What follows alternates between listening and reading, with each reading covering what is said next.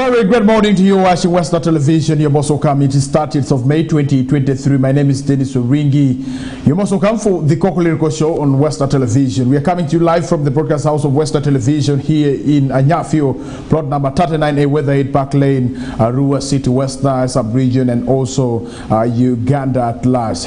Good morning, dear viewer. I will be giving you some of the local stories that we have prepared for you this morning, and also later on we shall be diving into what is happening at the national level, looking at the two dailies, the Daily Monitor and also the New Vision. What are some of the trending stories? And do not forget that later on, towards the end of the program, I will be diving into what is happening in the world of sports. And for the sport lovers, it is important that you should be able to know some of the rumors that are really coming up in the world of sports. And do not forget that it is already 13 minutes at the top of the hour over 8 AM right on Westnile Television. Let's dive into some of the stories that we do have this morning. And before that, allow me to appreciate those who are catching us live using Zuko satellite channel 0073 Westnile Television. Thank you. We do appreciate you very much for choosing Westnile Television this morning, and not forgetting those who are catching us live on the Start Time channel, that is 477. We thank you very much. Those who are following us live from YouTube of the television, we thank you very much as well.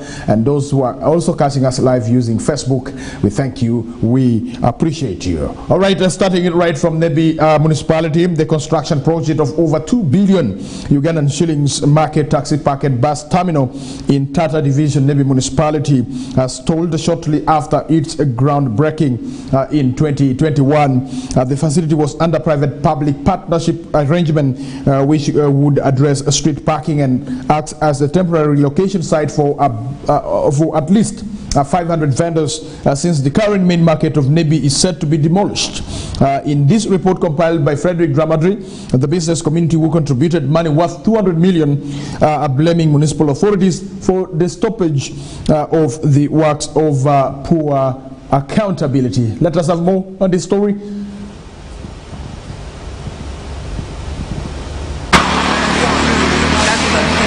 2 years down the road, a project of constructing a multi-billion taxi and bus park terminal under the private-public partnership has since then stalled in Nebi municipality over poor accountability from the onset of its commissioning.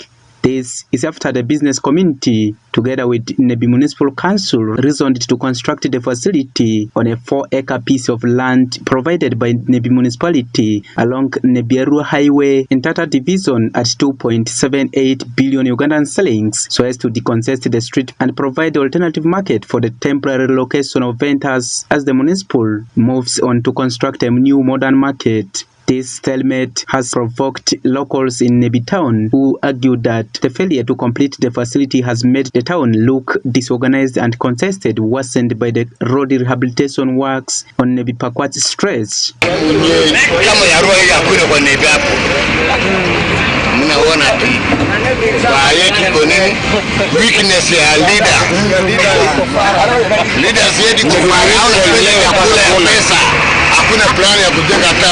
See now they are making road, and the road is squeezed, and even trying to park our vehicle, trying to do our business, even customers, they cannot even stop where the narrow road.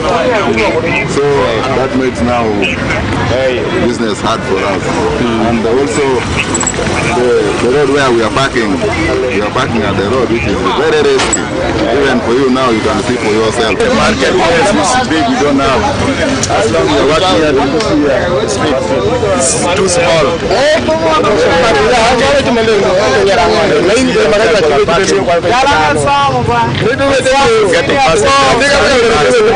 Exactly where we are parking, these people, they are there, they are working here. So for us, we have no time for doing work, for getting money. And the park of us here, for sure it is showing no people can come in a vehicle here that we load the vehicle around here. So it is our problem. Ida has the park, Arua has the park, Pakwad has the park. What about us in Nebi here? I'm trying to ask myself that what is going on in our Nebi district, in our Nebi municipal here. So currently, construction of most of the buildings at the site have stalled at the ring beam and the roof levels, and the area has been converted by some of the intruders for grazing their animals due to its busy state. In In March 2021, Nebi municipal officials commissioned the construction of the taxi and bus park terminal project, but to date, the business community continues to blame authorities for the downfall of the project after failing to produce accountability of over 200 million Ugandan shillings that was collected from them in the allocation of the plots. Oirof Richard is the chairperson in the municipal business community. Now for coming to 3 years, something was promised to be delivered in 6 months, and without a way forward now, it is worrying. The structures are getting dilapidated, they are falling off, the walls are falling off. You see, the iron bars are being stolen, they are being vandalized. So that one is also what a child. If you go there, the place is in a very sorry state. That over 200 million, you cannot pave the place, you cannot level the ground where even vehicles can park. Not even solar panels can be erected there to provide light. No serious shelters. Then something is also missing on the side of the project managers. Under the agreement, the local developers were expected to use the facility for a period of 15 years. According to the install plan, the project was expected to also be completed in 6 months period, which was not achieved. Geoffrey Ngriker, the mayor of Nebi municipality, notes that the funds were used for intended purposes and downplays the blames by the business communities and attributes the stoppage of works at the site to the attitude of the business community. The biggest challenge we had was people were not understanding the message we were giving them, because we were telling them, please finish that construction so that we are able to remove our people from the market, and all these taxis, they go temporarily to the bus park and taxi park when the construction of the road is taking place. But now our people are impatient. They are saying, when will the construction come? And the collection was over 200 million, which these individuals were paying. And then that 200 million was done to correct the place, because you know that was a barracks, and you know it was not easy to bring people in barracks at once. We have to compact the place, and we bring the people. We are grateful to our brothers in the coach. They came with their bomb detectors and all those things. They detected the place, and they removed what they got, and they left the place very okay now. That is why there later we had to put the planning, and the whole plan for the place is drawn using that money, and then compartment was also done using that money. So that is where the money has been put. Now the delay is due to 2 reasons. One is increment in prices of the materials. That was one of the reasons.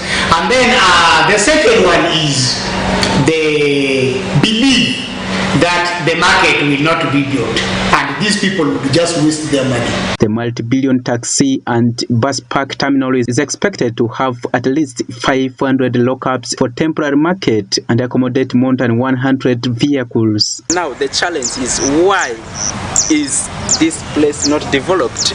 Yet we are seeing taxis and lorries, including even the buses, parking on the roadside, contesting the narrow roads that the municipality has.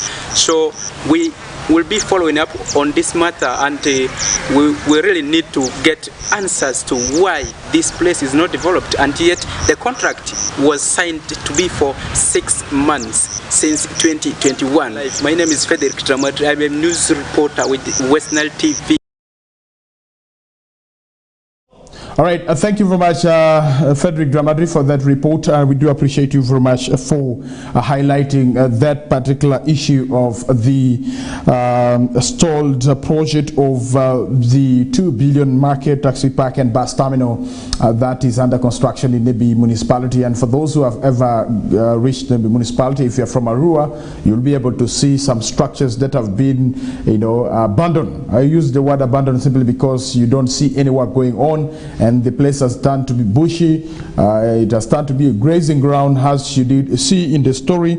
And so I believe that the leadership of Nebi municipality will be able to fix these, the dots that seem to be that are scattered. And so it is important that we should really carry on with the work. If the problem is accountability, what exactly happened, who had the money, and so we need to find out. It's good that the municipal mayor was able to respond to some of the issues, and so we are waiting to see whether the construction work will resume right there at the project site, and that is something that you need to know. I have been told that Nebi Main Market has been taken up and it will be undergoing refurbishment, and so that means that for the meantime the market vendors have to relocate to this new site that has been allocated for a taxi park and also bus terminal as well, and also from market it is located in Tata Division, Nebi municipality, right there. And so away from Nebi municipality, let's come to Arua. Westnile Region Contractors and Entrepreneurs Association, together with the Uganda National Chamber of Commerce Arua branch, partnered with Stanbic Bank in organizing dialogue on how the contractors and entrepreneurs in the region can tap the financial opportunities that are available at Stanbic Bank. And so during the dialogue, the regional manager, Stanbic Bank Northern Uganda, Bernard Ogwal, appealed to the people of West Nile to embrace bank's financial literacy trainings if the region is to grow. He realized that many people lack financial literacy, how to use money, and so there's need for the people to get to understand how they're supposed to use money. If you have got 10,000, how are you supposed to use the 10,000 that you have got? And so the regional that is manager Stanbic Bank, Northern Region, is really appealing to the people. Let us have more on this story. In order to open up opportunities to the contractors and entrepreneurs in West Nile, in terms of financial opportunity, Uganda National Chamber of Commerce Arua City Branch, together with Westnile Regional Entrepreneurs and Contractors Association, held a public dialogue with Stanbic Bank. The contractors and entrepreneurs were drawn from across West Nile districts. Trinity Caesar, the interim chairperson of the Chamber of Commerce Arua City, says that the purpose of the engagement is to see how the entrepreneurs in the region can benefit from the different products. What does a banking institution mean to the people of West Nile? What would the people of West Nile, especially the business community, expect from a banking institution? One, that a banking institution is looked at by we, the business people in West Nile, as a reliable aid to trade. And I am glad that Stanbic has been making effort to make this possible. With the private sector in West Nile, we look at a banking institution or a bank as an enabler for transformation, economic one. We look at a bank as a gateway to opportunities to enable our people break free from vicious circle of poverty. We have been messing our region ourselves. We don't want to get united. That's why we are suffering. But at least this one is a litmus paper to tell to the rest that West Nile can look better if we are united. We can push our agenda even to the government, to the development partners, financial institutions, and so on. While speaking to the business people invited from across Western region, the regional manager Stanbic Bank Uganda, Bernard Ogwal, says Stanbic Bank is contributing to the growth of the city and the business of the people in the region. We equally have to play an important part in the growth of each and every individual. Before Arua, there is a human being. If the human being is developing, their life is changing, they're getting transformed, the city transforms, West Nile transforms. And for me, that's the reason, that's what keeps me awake every day. That if the people that I interact with in the whole of Northern region, Greater West Nile, now actually, are getting better each day, then I go to sleep when I'm happy. All right, thank you very much, dear viewer. You have heard from the stakeholders that are involved in the private sector dialogue that was organized by Standard Bank together with that is the Association of the Contractors and also Entrepreneurs that we have in Westnile in regards to benefiting from some of the financial, programs that are available, and also some of the benefits that one can really be able to tap from this bank that we do have. The commercial banks that we have in this country, Uganda, they have been established to facilitate trade. And so remember, they have money that they can give out to the people, and you can also tap on the opportunities that they do have right there for you to better your business. If you're a business person, if you're a contractor, and entrepreneurs, and so you need money to boost your business, get to these commercial banks that we do have. And so you have heard from the Stanbic Bank, from that is the regional manager, Northern Uganda, that is Bernard Well right there. And so I believe that you'll be able to see what you can really do. So there are those, I would use the word products that these banks do have for the people. And so you have to get interested to reach to these banks and understand what they are offering for the people.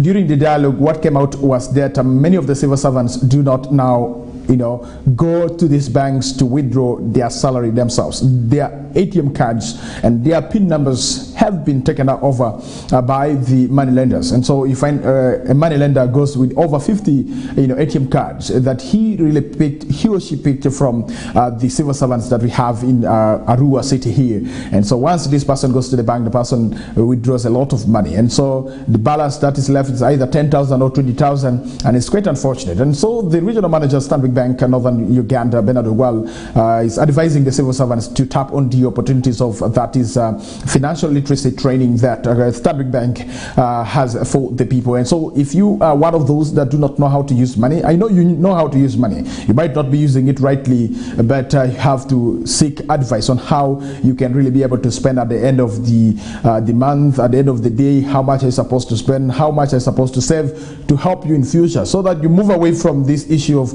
putting your ATM card together with the PIN number to be surety for the money that you borrowed from somebody. Currently, people are also using their national identity card as surety when they want to borrow from these money lenders that we do have. I know a country like Uganda is also looking forward to borrowing from some money lenders that we do have in East Africa, in Kenya, and also one in America. And so members of parliament did say that they will not allow that to happen, because a country like Uganda cannot just borrow from a money lender. Why can't the country borrow from the commercial banks that have been properly established? If government of the Republic of Uganda has nothing in its coffer, it has to go to that is Tanzanian government to borrow from either Tanzania or Kenya, but not going to a money lender in Kenya. It is bizarre. And so that is what some members of parliament are trying to say. And so for us also, I would advise you, stop going to these money lenders borrowing money, because if you go and borrow money from money lenders, they are merciless.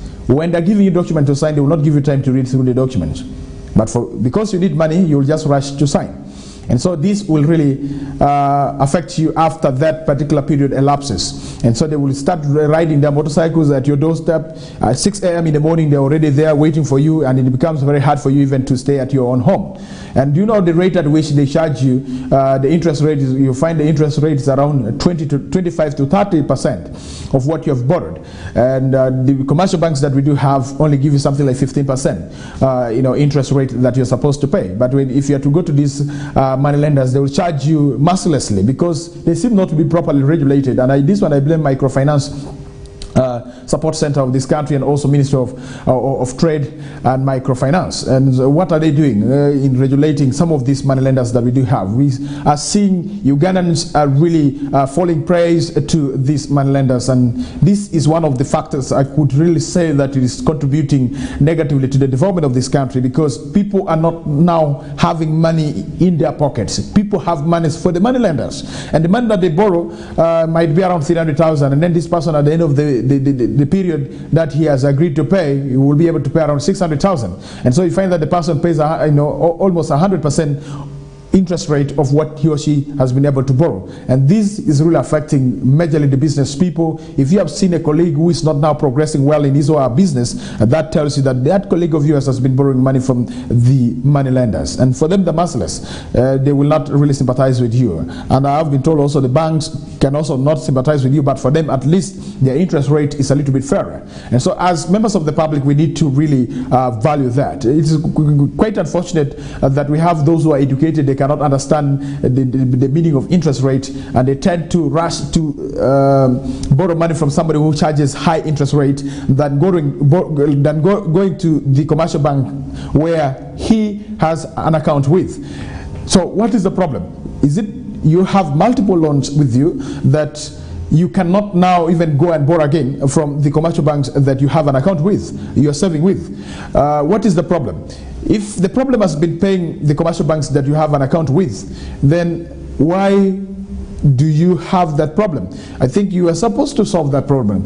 With the commercial banks, it is easier that so as soon as you are done with your loan, they will be able to really, service you also another one. And also the beauty with the commercial banks is that they are able to advise you that we have looked at your salary that you earn at the end of the month. We cannot give you above what you want, but we can give you at this particular rate, so that you have at least something to do with at 35% of your salary that can really support you for other things. And so banks, the commercial banks, do advise people on how they're supposed to borrow. But this, let me tell you, with these money lenders that we do have, the microfinance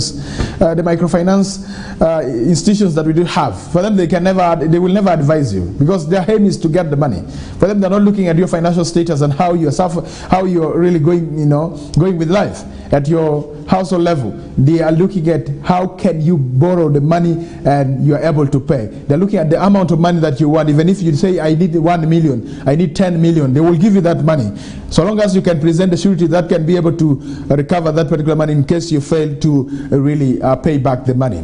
And so the microfinance institutions that we do have, they will never advise you when you're borrowing, but the banks, the commercial banks that we do have, will advise you, because they will look at your salary and they don't want you to borrow so that at the end of the day you are suffering out there. They want you to borrow so that the money you're borrowing is able to improve your life. And never borrow to pay school fees, because it will become very hard for you to pay back the money. But borrow money so that you can really put on investment, and you will be able to get some profits and benefits from the investment that you have really put up right there. Let's get to Gulu City, where the Permanent Secretary Director of Ethics and Integrity, Alex Okello-Wangamoy, has directed Gulu City Authority to send all the staff implicated in any form of corruption to the authority and give them annual leave as the investigations continue. Stephen Okello reports more on this story from Gulu. Let's have this story.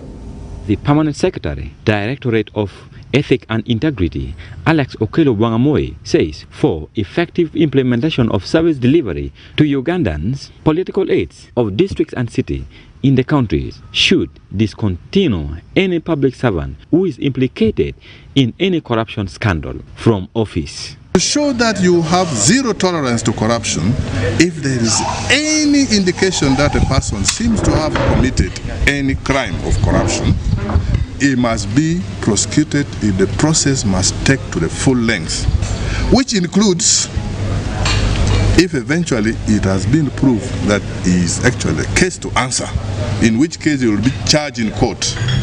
The standing orders is very clear. Once a public officer is charged in court with a criminal offense, and corruption is already a criminal offense, he must or she must be interdicted by the responsible officer.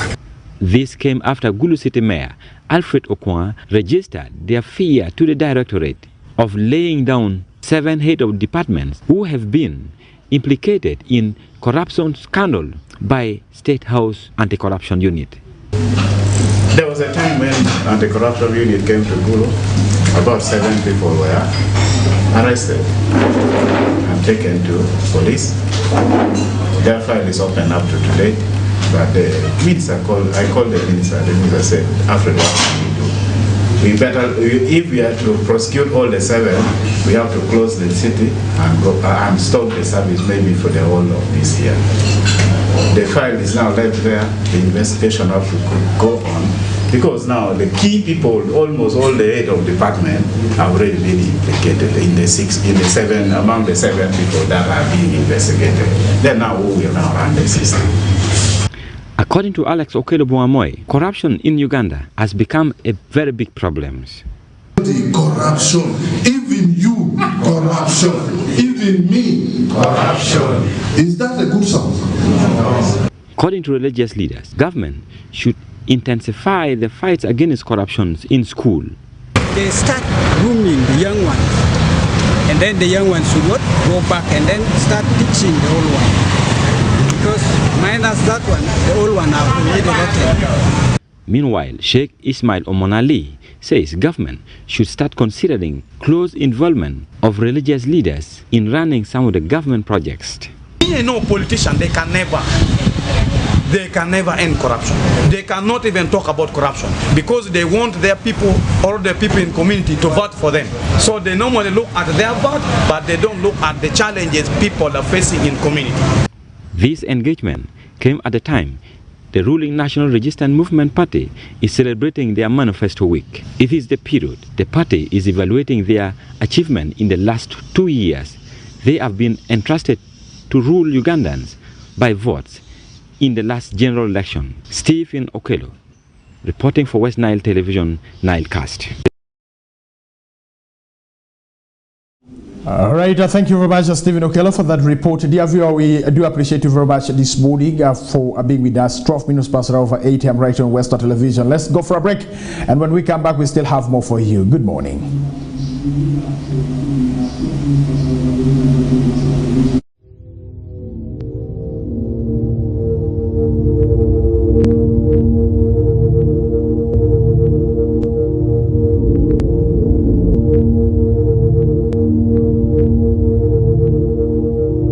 Westnile TV, lighting up the region.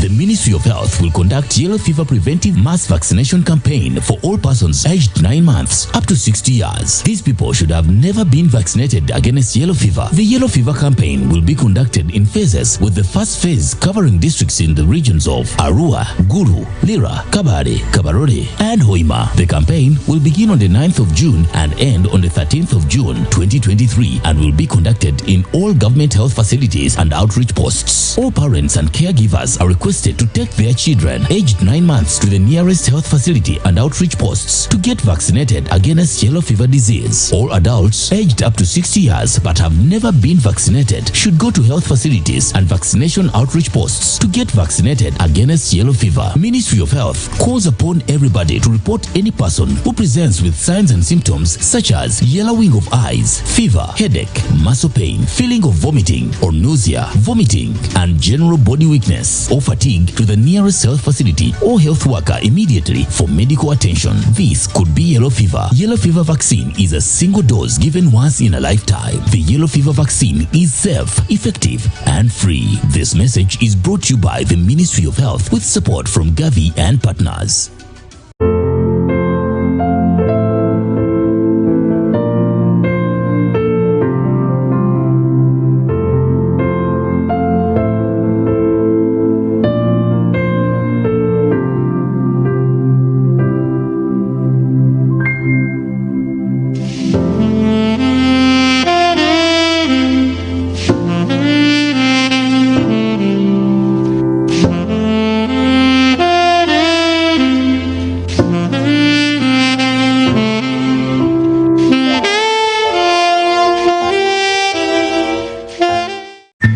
More for less on Star Times this Easter season. Cartoon channel for best children entertainment. New global series. Local drama on Makula TV and football all around the world. Simply make weekly or monthly subscription and enjoy upgrade to the next bouquet. For classic or super bouquet customers, subscribe for a month and enjoy 5 days extra. Family time with Star Times. Star Times is regulated by UCC.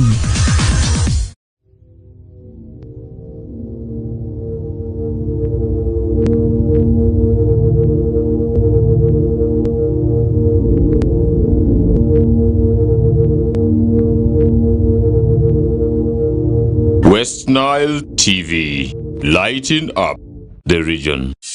The Ministry of Health will conduct yellow fever preventive mass vaccination campaign for all persons aged 9 months up to 60 years. These people should have never been vaccinated against yellow fever. The yellow fever campaign will be conducted in phases, with the first phase covering districts in the regions of Arua, Gulu, Lira, Kabare, Kabarore, and Hoima. The campaign will begin on the 9th of June and end on the 13th of June 2023 and will be conducted in all government health facilities and outreach posts. All parents and caregivers are requested to take their children aged 9 months to the nearest health facility and outreach posts to get vaccinated against yellow fever disease. All adults aged up to 60 years but have never been vaccinated should go to health facilities and vaccination outreach posts to get vaccinated against yellow fever. Ministry of Health calls upon everybody to report any person who presents with signs and symptoms such as yellowing of eyes, fever, headache, muscle pain, feeling of vomiting or nausea, vomiting, and general body weakness or fatigue to the nearest health facility or health worker immediately for medical attention. This could be yellow fever. Yellow fever vaccine is a single dose given once in a lifetime. The yellow fever vaccine is safe, effective,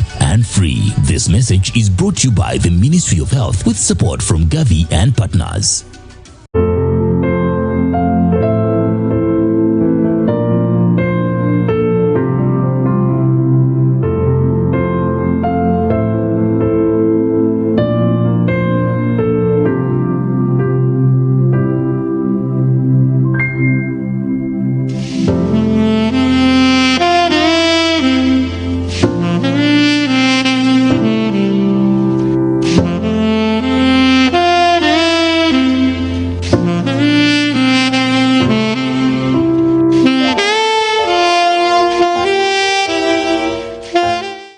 Get more for less on Star Times this Easter season. Cartoon channel for best children entertainment. New global series. Local drama on Makula TV and football all around the world. Simply make weekly or monthly subscription and enjoy upgrade to the next bouquet. For classic or super bouquet customers, subscribe for a month and enjoy 5 days extra. Family time with Star Times. Star Times is regulated by UCC.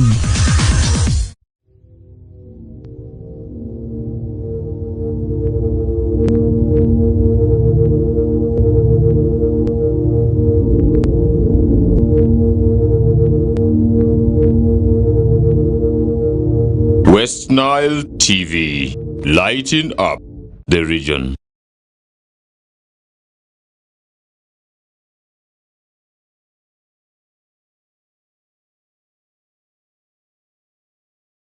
Television. My name is Denis Oringi. Allow me to really get to the stories that we have from the Daily Monitor this morning and what's happening in our country, Uganda. You know, you are interested, you want to know exactly what is happening in our country, Uganda. Medics say no to United Nations, United States claims on gay hate is what you need to know right here. That the medical authorities yesterday rejected claims by the United Nations and United States government that Uganda, through its newly enacted anti-homosexuality law, is somehow plotting to deny HIV/AIDS care to gay people. And so Dr. Daniel Kiambanyize, the head of public health affairs at the Ministry of Health, said that the ministry has been and will continue providing care to everyone without discrimination. And so when the news came out yesterday that President Museveni was able to sign the anti-homosexuality bill,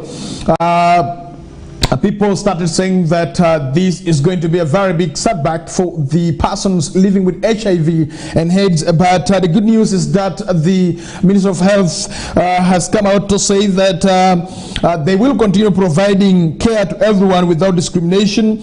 And so, quoting Dr. Kiambanyize, he said healthcare is for everyone regardless of who you are.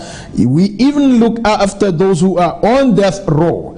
Our work is a calling. It is not about feeling an interest. And this is according to Dr. Kiambanyize. He is a public health, head of public health affairs at Ministry of Health right there. And so he says that Americans are trying to frame it as if we are against certain groups. I don't know why they are attaching the Anti-Homosexuality Act to the Ministry of Health. It has nothing to do with health, he added. And so joining other professionals, Dr. Kiambanyize disagreed with views contained in a joint statement by Global Fund for HIV, AIDS, Malaria and Tuberculosis, the Gavi, the Joint United Nations Program, UNAIDS, and the United States President's Emergency Plan for that is AIDS relief, the PEPFAR, and so the statement suggested, without providing any real proof, that HIV positive homosexuals and lesbians in Uganda are now afraid to come out and seek medical and other care. And so the LGBTQI people in Uganda increasingly fear for their safety and security, and increasing numbers of people are being discouraged from seeking vital health services for fear of attack, punishment and further marginalization, the statement read in part. And so here it reads, and that Uganda's progress on its HIV response is now in grave jeopardy. The Anti-Homosexuality Act 2023 will obstruct health education and the outreach that can help end AIDS associated with the passage of the act, as already led by the signing of these. And so according to the Twitter handle of that is one of the person, and that is it says that Uganda's progress on its HIV response is now in grave jeopardy. The Anti-Homosexuality Act 2023 will obstruct health education and the outreach that can help end AIDS, end AIDS as a public health threat. And so the stigma and discrimination associated with the passage of the act has already led to reduced access to prevention as well as treatment services. A joint statement by leaders of the Global Fund, that is Peter Sands, UNAIDS, Winnie Byanyima, and the PEPFAR on Uganda's Anti-Homosexuality Act 2023. And this is the statement, the joint statement by leaders of the Global Fund right there yesterday. And so this has really caused a lot of issues in our country, Uganda. And so I know that the country is also quaking as we talk right now, because if you look at the number of persons who are living with HIV and AIDS, and if the statement is true that it has come from those that are really funding the treatment for HIV and AIDS in this country, and then it is really a very big setback. So they said cutting homosexuals out from interventions would affect the country's plan to end HIV AIDS as a public health threat. The statement did not say where suspected gay individuals are asked to identify themselves as such and then denied HIV AIDS treatment in Uganda. Reported HIV prevalence among men who sleep with men is around 13%, according to data provided by Uganda AIDS Commission. Managers of the PEPFAR program recently warned that the country risks losing, that is 1.4 trillion Ugandan shillings, support to the millions of people with living with HIV AIDS in Uganda. There are clauses in the act which prescribe life imprisonment for engaging in homosexuality and 20 years imprisonment for activities by a person or organization that seek to encourage and normalize homosexuality right there. Clause 2C of the act states that a person promotes homosexuality where the person provides financial support, whether in kind or cash, to facilitate activities that encourage homosexuality, or the observance or normalization of an offense under this act. However, Dr. Stephen Watiti, a person living with HIV/AIDS and chairperson of the National Forum of People Living with HIV/AIDS Network in Uganda, said although there is public disgust against homosexuals, they still receive health care just like any other person living with HIV. So there is nobody who is going to stop anyone from getting care. You may not even tell that someone who has come to the hospital is from the LGBTQ group. That's according to Dr. Watiti right there. And he quoting him further, he says that I know some of them who have HIV, but the majority of those people are not even HIV positive. And so many LGBTQ members also get their medicine from abroad. The majority of those who are speaking here don't even have HIV. He said, so all the same, Dr. Watiti observed that Uganda could be in trouble if gay lobbyists succeed in halting funds for HIV/AIDS. And so he has also reservations that if gay lobbyists succeed in holding funding for HIV/AIDS, then Uganda will be in trouble. And so there's a lot of international politics at play. If they stopped funding for even a week, you would see trouble. And this according to Dr. Watiti. And so you would lose somebody you know. It might not be overnight, because over 90% of drugs we have in the country are from these people who are called donors. Like the PEPFAR, the US government is not gay, but they have lobbyists who can make a lot of noise and make life hard for you Ugandans with HIV/AIDS. And so that is what is coming through right there. And so let me quote from what President Yoweri Kaguta Museveni did say one time here, that one of the things he termed them to be donors, threatening to kill our 1.2 million people who have been surviving on the PEPFAR funds to buy drugs for HIV/AIDS, so that we don't buy the drugs for our people and they die. This is a simple matter which we can fight, but parasites can't fight.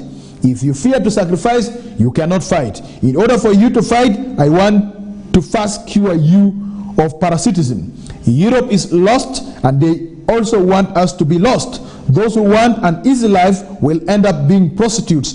These are words of President Yoweri Kaguta Museveni in regards to the condemnations that the country was receiving, from that is the international body. However, Dr. Nelson Musoba, the director, that is, I beg your pardon, Doctor, that is. However, Dr. Nelson Musoba, the Director General, Uganda AIDS Commission, said it was optimistic that donor nations will not withdraw HIV/AIDS funding. And quoting him verbatim, said that the U.S. has said that there will be no delay. They have clarified. So we have engaged with both the U.S. government and the Global Fund. They have indicated that funding would be available. And so the Uganda AIDS Commission chief noted that they are just taking precautions and saying for communities that may be discriminated. What steps do we want to put in place to ensure that they continue, assessing treatment, to ensure that they continue to access a treatment? And so that is also another question that he has left for us, the country, in regards to the issues that are really surrounding the anti-homosexuality bill that has been turned into law after it was signed yesterday by President of the Republic of Uganda. And so we are waiting another story that has come out in regards to the signing of the anti-homosexuality bill, is that there are some gentlemen who have now run to court over the anti-gay law right there. So Andrew Mwenda, Member of Parliament Odoi, and 9 others ask a court to block implementation of anti-gay law right there for you. And so hours after Speaker of Parliament Anita Mong announced Monday that President Yoweri Kaguta Museveni had signed the controversial anti-homosexuality bill 2023 into law, 11 activists have petitioned the Constitutional Court seeking to block its implementation.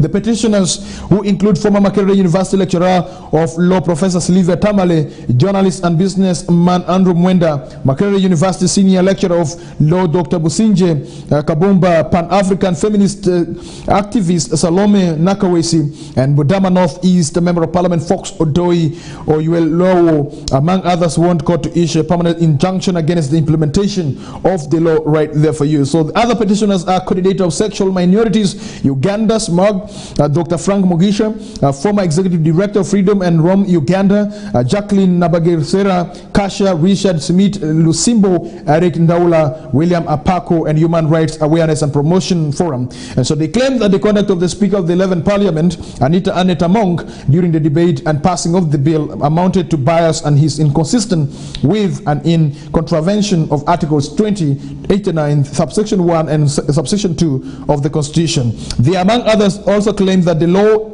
institutionalizes a culture of hatred and creates a class of social misfits, which is inconsistent with and in contravention of Articles 2, subsection 1 and subsection 2, Article 20 and Article 24 and Article 44A of the Constitution, and is therefore null and void in its entirety. So quoting from what they have been able to submit as their petition, they say that your humble petitioners pray for a permanent injunction restraining the respondent, the Attorney General, and any of its agents from the implementation of the Anti-Homosexuality Act 2023. The petition filed on May 29th reads in part.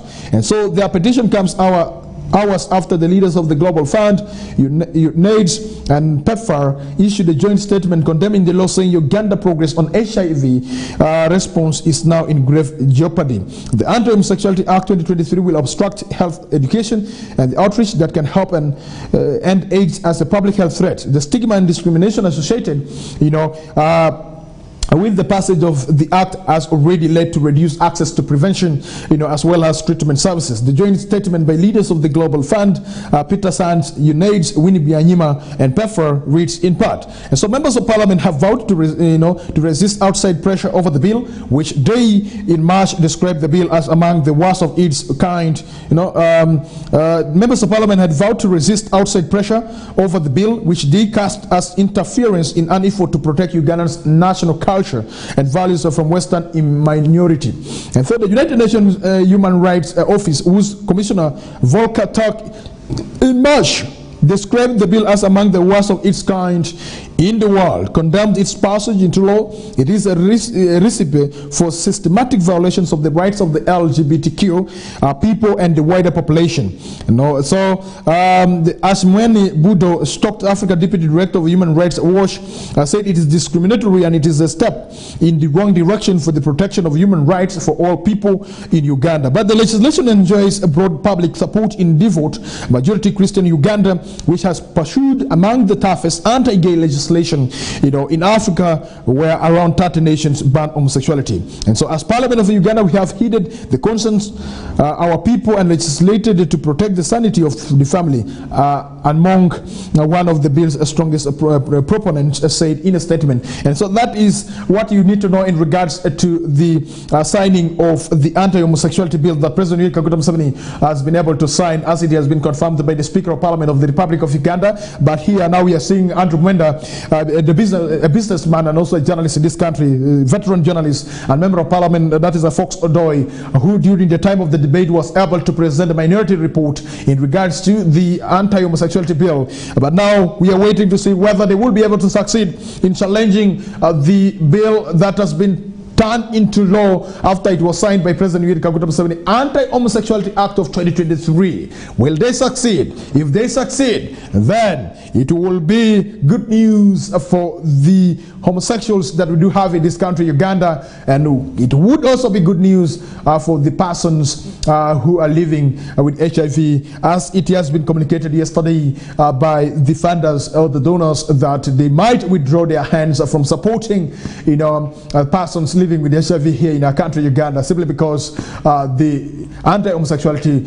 bill has been signed into law. And so you can also go to our social media platforms, the comment box. You can also type right there, did the President Museveni do the right thing to sign the anti-homosexuality bill after, as now, since the country is receiving threats from the donors that the country depends on. And so should it be challenged? Do you support the move by these challengers of the law that has been signed, of the bill that has been signed already by President Museveni? I leave it to you right there. Let's get to another story right here. Principal judge orders hearing of Mabirizi cases. It's also another story that you need to know this morning coming from, that is Male Mabirizi right there. That Principal Judge Flavian Zeja has directed the head of the High Court Civil Division, Justice Musa Sekana, to cost the hearing of 21st out of the 23 cases that lawyer Hassan Male Mabirizi has filed before the court. Justice Zeja also rejected an earlier proposal by the same court to have all of Mabirizi's cases heard in a special session and not by the judges assigned to the same court.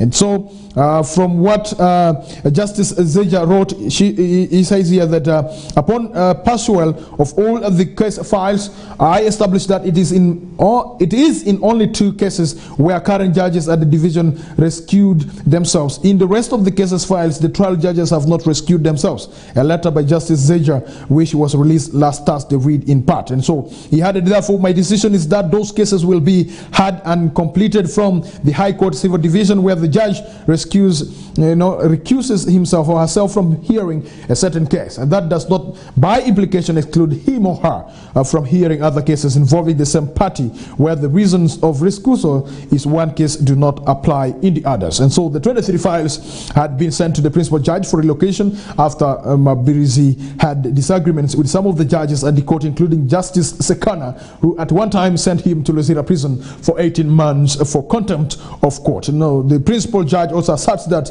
if one judge cannot hear a case, another one within the same division can hear it, as opposed to relocating the case to a different division. And so that is something that you need to know in regards to hearing the cases that have been filed by that is mailed by Mabirizi, who is one of the city lawyers right there in Kampala. Is one of the funniest councils that I've ever met in this country, Uganda. For him, he can take on any person that he wants to take on if he is in his right state of mind right there. And so away from that, let's get to the issues that came from Somalia. Forum for Democratic Change has asked army to plan exit from Somalia. Is also another news that is coming from the Forum for Democratic Change right there. And so the Forum for Democratic Change, FDC party, has asked the Uganda People's Defense Forces to plan for exit from Somalia, saying Uganda has not benefited from the mission. While addressing the media yesterday at the party headquarters in Nyanja-Nakumbi, in Kampala, FDC Deputy Secretary General Harold Kaija said Uganda has been very instrumental in peacekeeping in the region, but the benefits to the citizens are very minimal. And so these are words of the Forum for Democratic Change right there. Quoting Kaija verbatim, he says, "What are the benefits to the people of Uganda? So that as we bury, we know that the children and the grandchildren of the people who have died should never look for where to sleep, food, or even clothes. But we can't have orphans who you ask where their father died and they can't tell." And this is according to Kaija right there. He added that countries such as the United States and the United Kingdom developed because their countries benefited from such wars. Kaija further said because of the deployment of its soldiers in the region, it also created many enemies, which could lead to conflicts right there. Quoting him further says, "While we recognize the importance of Uganda People's Defense Forces deployment to Somalia to aid in the restoration of peace and stability in the region, we also share concern regarding the absence of a clear exit plan. It is crucial that Somalia is empowered to govern its own affairs and that the peacekeeping force is not an occupation force in the areas." He added that we must also invite other countries with the big armies like South Africa, Egypt, Saudi Arabia, so that it doesn't look like a Uganda force. He said the peacekeeping mission has since turned into an occupational force, alleging that the process of selecting individuals for deployment in Somalia within the UPDF has been tainted with corruption. Quoting him, he said, "It is unfortunate that some members of the UPDF pay bribes to secure deployment to Somalia solely for financial gain without considering their qualifications for the task at hand. It is disheartening that the Commander-in-Chief, Mr. Museveni, is aware of this issue, yet has remained silent." And these are the words of Kaija, who is the Deputy Secretary of Forum for Democratic Change, one of the strongest political party, opposition political parties that we have in this country, Uganda. And so the UPDF reacts. Brigadier General Felix Kulaija, the UPDF a spokesperson, said, "We did not go for benefits. We are not machineries. This country deployed to Somalia on a Pan-African mission approved by African Union and United Nations. Have we completed that mission for us to withdraw? As for the corruption allegations, Brigadier General Kulaije said he was not aware of it." And so these are the issues surrounding the attack of the base in Somalia belonging to Uganda People's Defense Forces and also other soldiers right there. And so let's move on. Iron Seed scandal and due to trial to go on, says court, is also another thing. Don't think that the Iron Seed scandal is silent. It is still there. And so court has said that an undue to trial will be going on, and so people should not really worry. Biden calls Uganda anti-gay law a tragic rights violation. He urges for repeal right there. United States President Joe Biden on Monday yesterday slammed Uganda's draconian new law against homosexuality as a grave human rights violation and threatened to cut aid and investment in the East African country. He called for the immediate repeal of the thought of the tough new measures which state, among other things, that engaging in acts of homosexuality in Uganda would be an offense punishable with the life imprisonment. Quoting him, saying that the enactment of Uganda's Anti-Homosexuality Act is a tragic violation of universal human rights, Biden said in a statement, joining a chorus of condemnation after President Museveni signed the measures into law. And so no one should have to live in constant fear for their life or being subjected to violence and discrimination, Biden said. It is wrong. Biden said he had asked his National Security Council to assess what the law means for all aspects of United States engagement with Uganda, including services providing AIDS relief and other assistance and investments. He said that the administration would also consider slapping sanctions on Uganda and restricting the entry into the United States of people engaging in human rights abuses or corruption there. And so these were the words of Joe Biden, the President of the United States of America, in regards to the signing of the anti-homosexuality bill into law by the President of the Republic of Uganda. Let's watch this space and see what will really happen to our country, Uganda, in regards to this particular law that has been signed already. And so when you hear the President of the United States speaking in regards to this particular law, you have to know that as a country we need to go back to the drawing board and we begin to think twice. If not, it will be a very big setback for our country, Uganda, from the look of things, because it is now the international politics at play. It's no longer this local politics of NRM and Forum for Democratic Change, or local politics of NRM and a National Unity Platform. It is now the big men fighting. And when the elephants fight, the grass suffer. We are the grass at this particular time. We should not suffer just because of signing something into law. And remember, they signed this in respecting the values of our country. But remember, we are a developing country. We still depend on other countries when it comes to aid. And if the countries that we depend on begins, they begin to withdraw their funding, to us, then you know that we are heading to doom.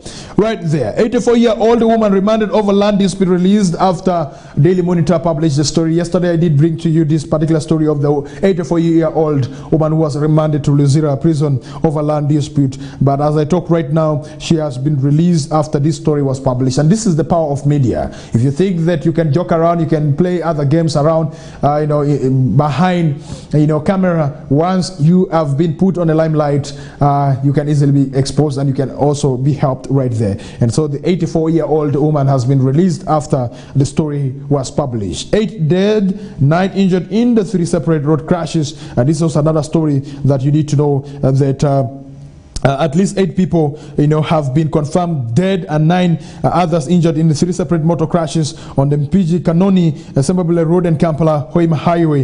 2 of the crashes happened at around 5 a.m. on Mpigi Kanoni Road, and according to the eyewitness. And so Samuel Bete, the driver of the speeding saloon car, lost control and knocked a pavement. And so the driver of the Toyota Wish failed to negotiate a corner, yet there was an oncoming trailer as he decided to hit the pavement to avoid a head-on collision right there. So police identified of the deceased as late Hannah Nel was 30-year-old and another as male juvenile whose particulars are yet to be established. 4 other occupants who are yet to be identified sustained injuries and were rushed to Gombe Hospital. At Kayenje village, Gombe Town Council, a hit and run saloon car knocked 9 foot pilgrims trekking to Namugongo Mata Shrines and left 1 Margaret Nakafero, 58, dead. 5 other pilgrims sustained serious injuries while 3 juveniles escaped unhurt. All the foot pilgrims are from St. Joseph's Church, Buyinja, Botole Parish, Kiyindi, Mitiana Diocese, are residents of Kiriri in that is the Penja Sub-County, Gombe District. Lydia Tumushabe, the Katonga Regional Police spokesperson, confirmed both crashes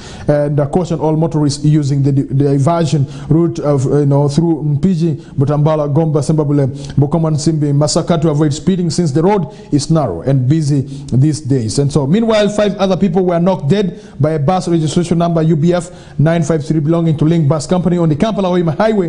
The 9 p.m. Sunday crash occurred at the Magi village, Kikumbia sub-county, Kigoba, that is district, Shiboga district. The deceased were identified as Bosco James, 30 years old, Denis Dennis Bitangisha Haka, 21 years old. Then Mobulo Pulosipirio, 30-year-old. Venati Sekanza, 31 years old. And then James Ndikimana, 25 years old. According to Julius Okurut, the Shiboga District Traffic Officer, the 5 victims were riding on a Boda Bajaj Boxer registration number UFM 237K from Kibisi village, where they had gone to watch a football match when they were knocked. And so Okurut said when the bus reached Kasega village, it collided with a Fuso truck with an unidentified number plate, which was moving in the opposite direction. And so that is something that you need to know in regards to road crashes in our country, Uganda. So we have lost thousands of people to road crashes in this country. And what need to be done? The other time, I think a member of parliament belonging to that is a road committee, road safety committee, they wanted to have a discussion at the African level. And so all the members of parliament in Africa converging, more especially those that are concerned with the road crashes that do take place in Africa, to discuss remedies to the road crashes that are being registered on a daily basis in regards to the lives that are being lost. And so that is something that you need to know in regards to that. More stories this morning, dear viewer, that we do have for you, that is in the Daily Monitor, is that expired courses debacle a sign of bigger problems. And so when we are talking about expired courses, what problems can really come as a result of this? So you have to know that Ugandan degrees rejected abroad. This is according to one of the headlines that Daily Monitor was able to publish. And so somebody had to sit down and leave everything else. But initial reaction after reading the article was, how can this experience so be generalized? So there's a full article on this. You can really get yourself a copy of Daily Monitor, and you'll be able to read this in regards to the Uganda's expired degree right there. And so what awaits the students who are said to have sat for expired courses right there at different a university that we do have in our country, Uganda. Let us look at what we have in the Neo Vision this morning before we dive into what is happening in the world of sports. You need to know here that it is still the issue of the anti-homosexuality bill that is still trending, that has been signed by President Museveni. It's one of the trending issues that we do have right here in our country, Uganda.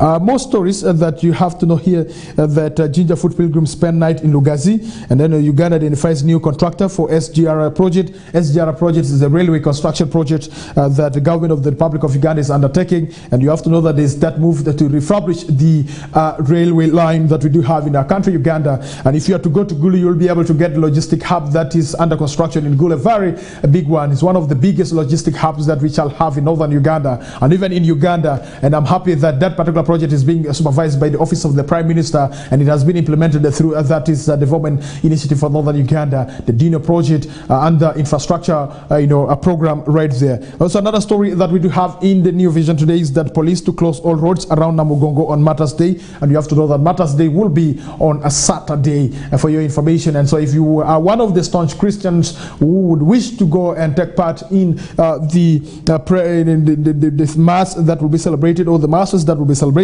from the Anglican and also from the Catholic church, you have to join them right there. For those from West Nile, there are those pilgrims who started moving some 2 weeks ago. I believe that they are progressing on well. I wanted to be part of them, but because of the business schedule, I cannot really be part of them. Maybe I will really join them on Friday. Then on Saturday, I might also take part in that particular prayer. And so Karamoja raids Vice President Alupo's sub-county. That is another story that you need to know, that Karamojong this time around, they said they want to try it at the sub-county where the Vice President comes from, so that she gets to understand what raiding means right there. And so what is the story about the warriors who arrived at the time people were still grazing, managed to raid close to 100 cows belonging to different people in Alelium village. And so the incident, according to Katakwi District LC5 chairperson, that is Geoffrey Omolo, happened between 4 p.m. and 5 p.m. local time in Alelium village, which is about 10 kilometers from the home of Alupo.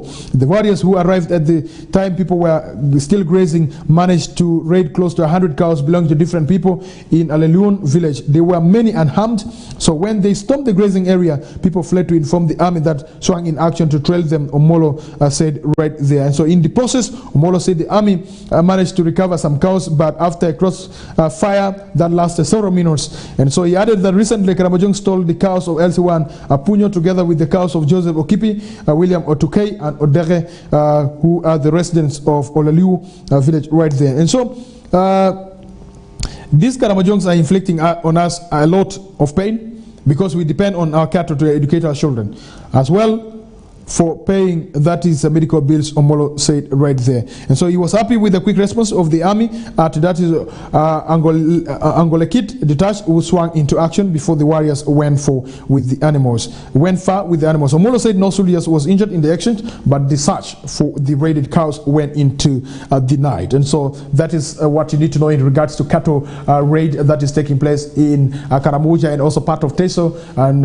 according to this information, this time around, the Karamojong did not spare the sub-county where the Vice President of the Republic of Uganda comes from. I think because of this, the Vice President will be able to feel what the local people are really feeling at this particular time in regards to their cattle that have been really raided by the Karamojong. And so the other time President Yoweri Kaguta Museveni pitched camp that is in Oture district, and he was able to meet leaders from that is Lao, Teso, and also actually to discuss the issues of cattle raid that is really affecting the people right there. Let's talk about a National Social Security Fund right here. You have to know the National Social Security Fund members earn 31.5 billion from MTN.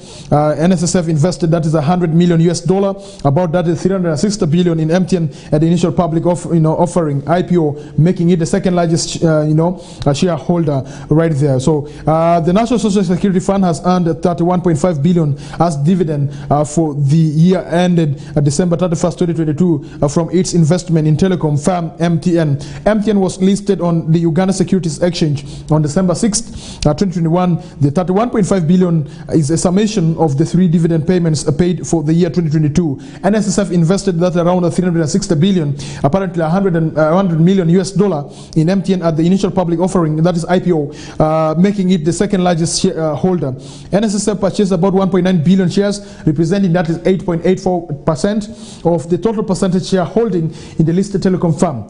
The company has high margins, which have contributed to attractive returns and invested capital. Patrick Ayota, acting NSSF managing director, said while receiving a dummy check for the final dividend earnings from the MTN on May 29th yesterday. And so Ayota said that the payment is the single largest dividend earned by NSSF to date. NSSF earned 9.3 billion in dividends for that is 2021. NSSF is a significant shareholder, representing many Ugandans who have a stake in the fund, and we are glad to return value to the fund members in line with our ambition 2025 key priorities of creating share value for all our stakeholders right there. And so that is something that you need to know in regards to the NSSF being one of the shareholders in the MTN right there. So the dividends that they have received, that is 31.1 billion. This is not a little amount of money. It is a huge amount of money, much as NSSF has been going through a lot. Remember some 2 to 3 months ago, NSSF had issues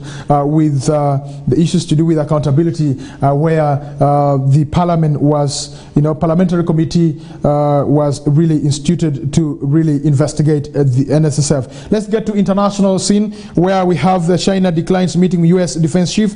Pentagon is also another story that you can really get from the New Vision today. Critics say a pandemic treaty text is a step backwards, and then fighting rages in Sudan ahead of truth expiration is also another story that you need to know. ICC's can calls for new to tackle DR Congo war crimes. And so these and more stories you will be able to get in the dailies that we do have in our country, Uganda, the Daily Monitor, and also the New Vision.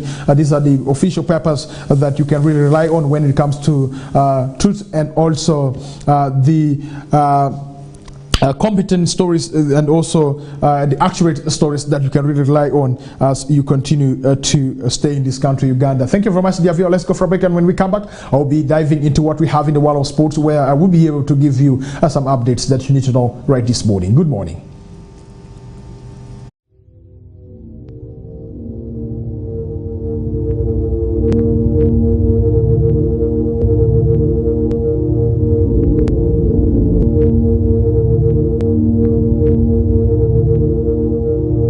Westnile TV, lighting up the region.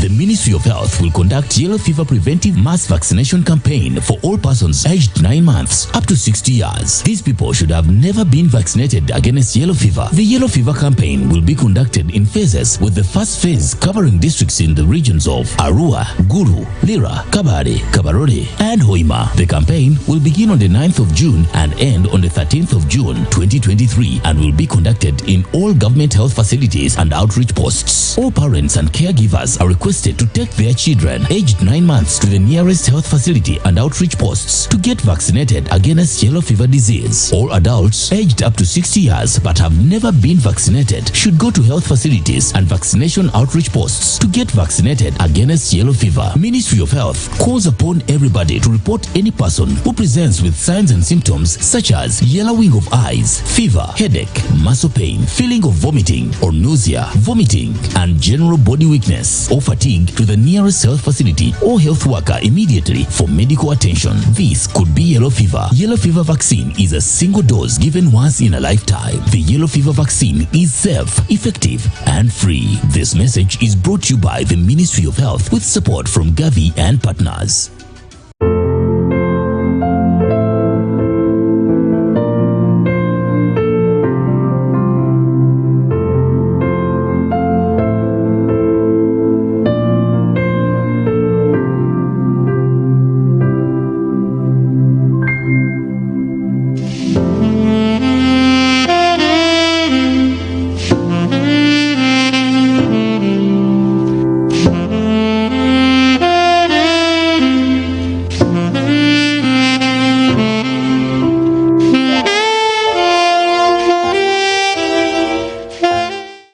Get more for less on Star Times this Easter season.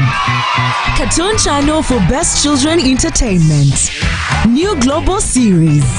Local drama on Makula TV and football all around the world. Simply make weekly or monthly subscription and enjoy upgrade to the next bouquet. For classic or super bouquet customers, subscribe for a month and enjoy 5 days extra. Family time with Star Times. Star Times is regulated by UCC.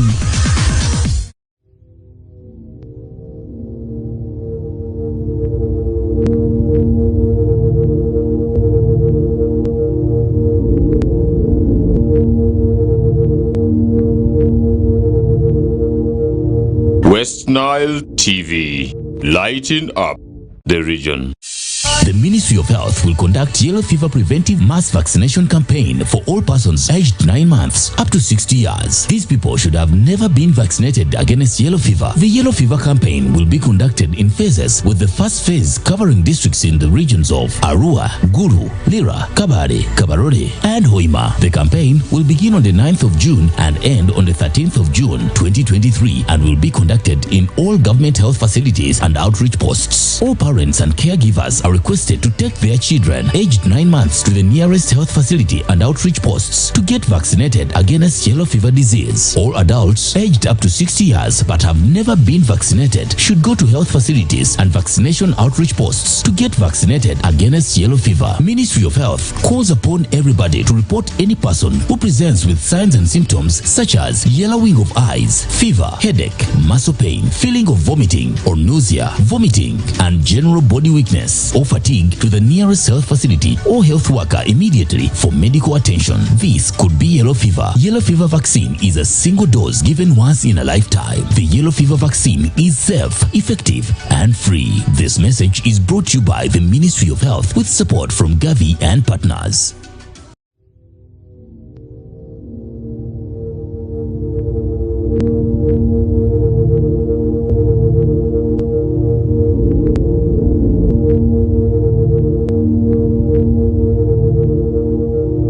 Westnile TV, lighting up the region.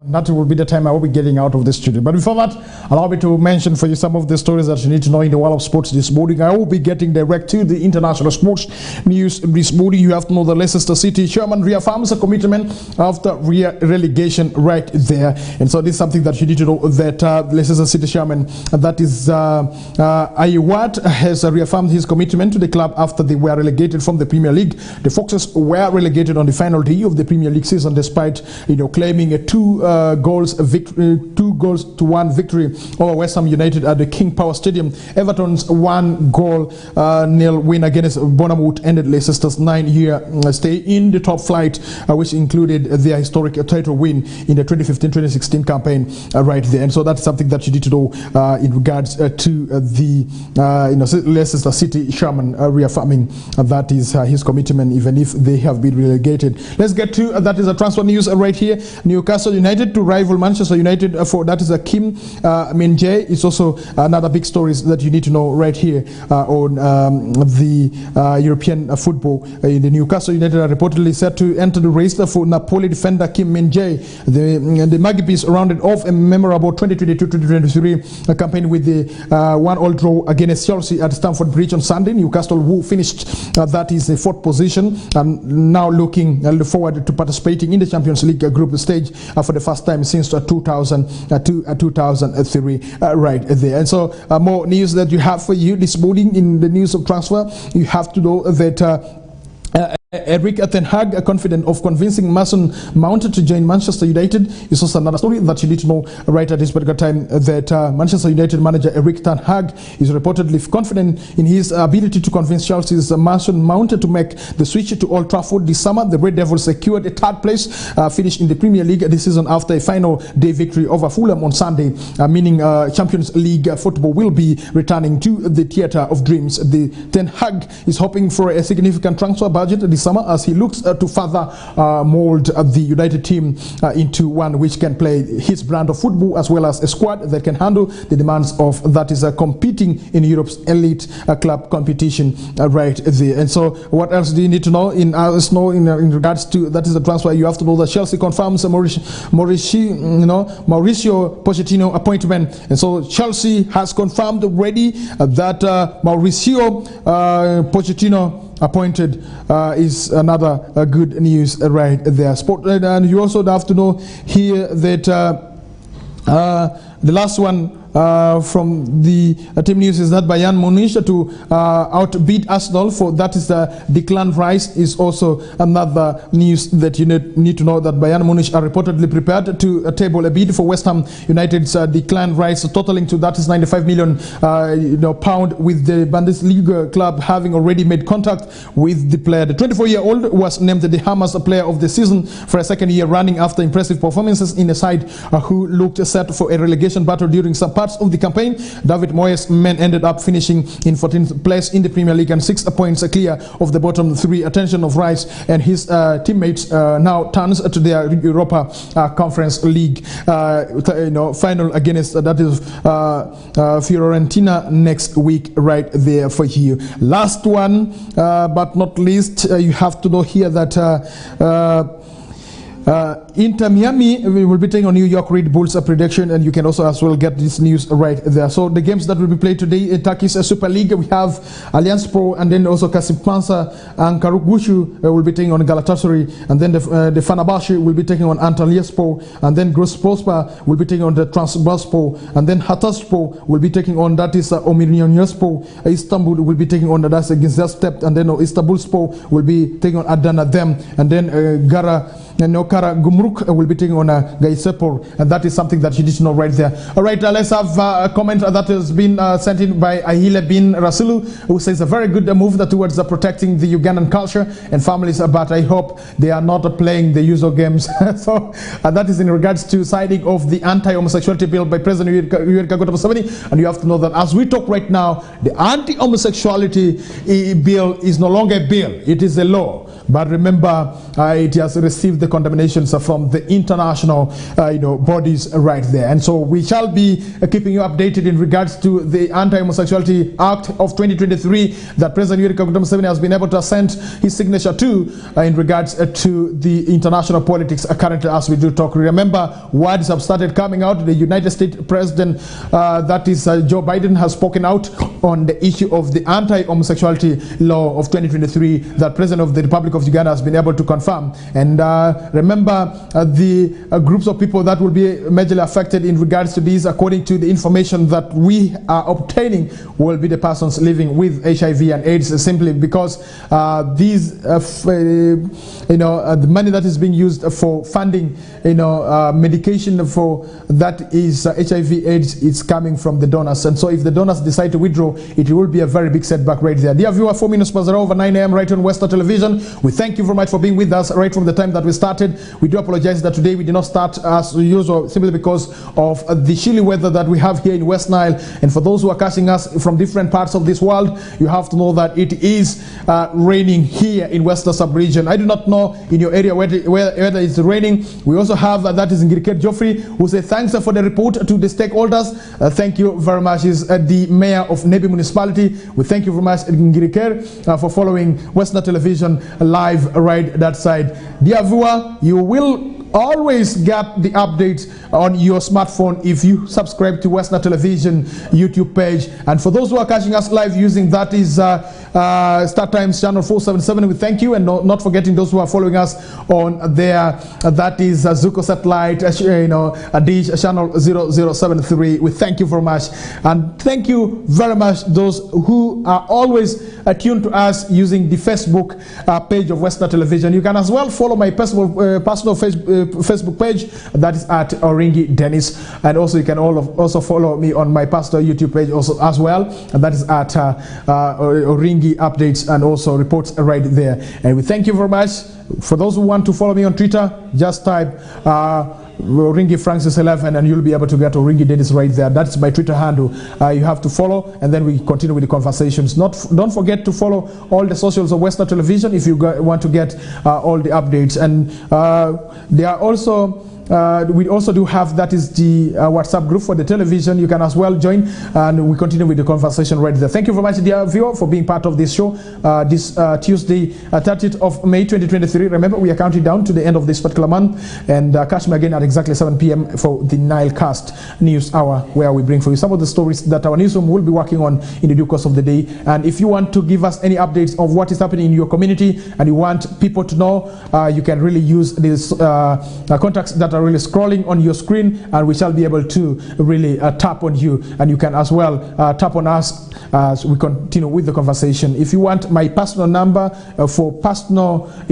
conversations, you can really go to our Facebook and then you request my number from there. Then I will be able to get yours and communicate to you. If you want to give us updates of any news story in your community, you can as well use those social media handles that we do have, so that we are able to reach where exactly you are. Thank you very much. Big up to my producer Aldo, together with my camera person Dizon the Pro. We do appreciate you people for always keeping it a good one right there. Thank you very much. Catch me again tomorrow for KOKOLIRIKO Show on Westnile Television.